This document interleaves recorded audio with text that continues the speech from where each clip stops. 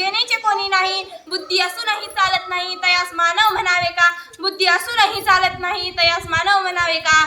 आज सावित्रीबाई फुले यांचा जन्मदिन. म्हणजे सावित्रीबाई फुले यांची यशोगाथा जर सांगायची झाली ना, प्रथमतः त्यांना समजून घ्यावं लागतं. कसं समजून घ्यायचं. माझ्या लिखित मनामध्ये विचार येतो, सावित्रीबाईंचा जन्म झाला, सावित्रीबाई शिकल्या. हे लिहायला वाचायला खूप सोपं आहे हो. हे लिहायला वाचायला खूप सोपं आहे हो. पण त्या ज्या काळामध्ये शिकल्या, त्यांनी हे सगळं ज्या काळामध्ये केलं, त्याचा नेमका कालावधी म्हणजे सावित्री लेखी कोण होती.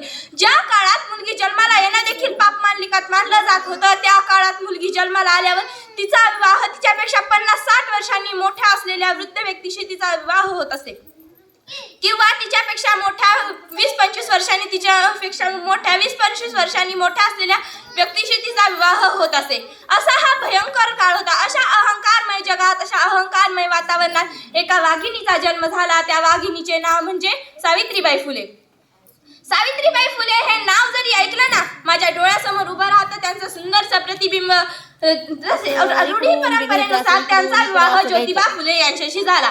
ज्योतिबा फुले यांच्याशी झाला. त्या एकदा बाजारात गेल्या होत्या. त्या ज्योतिबा फुले सोबत एकदा बाजारात गेल्या होत्या. तिथे त्या जिलेबी खात होत्या. जिलेबी खात असताना तिथे ख्रिश्चन व्यक्ती आला आणि त्या ख्रिश्चन व्यक्तीने त्यांच्या हातावर ख्रिश्चन पुस्तिका ठेवली.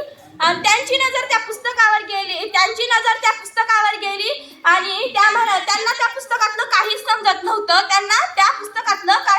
नव्हतं. त्या ज्योतिबा फुलेंना म्हणाल्या, ह्या पुस्तकातलं मला यायला हवं. मला ह्या पुस्तकातलं यायला हवं.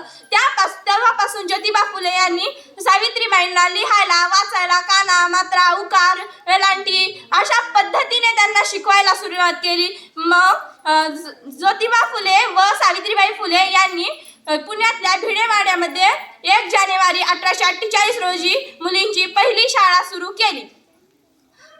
एकदा सावित्रीबाईंच्या अंगावर लोकांनी शेण फेकले, तेही त्यांनी सहन केले. लोकांनी चिखल फेकले, तेही त्यांनी सहन केले. दगड धोंडे फेकले, तेवढा त्रास त्यांनी सहन केला. एके दिवशी त्यांची सहनशीलता संपली होती.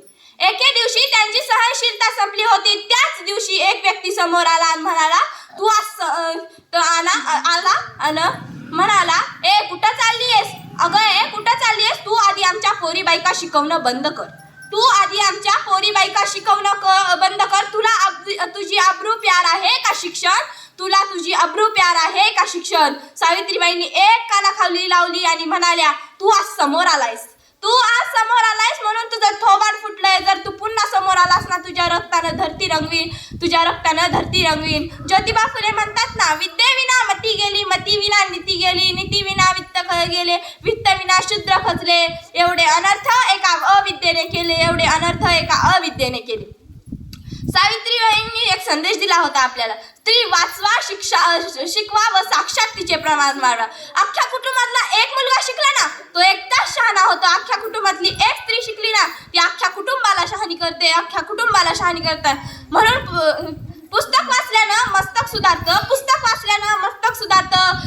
सुधारताना ते कोणासोबत नतमस्तक होत नसतं. म्हणतात ना, जिसमें कर्म दिखाने का जुलूम होता है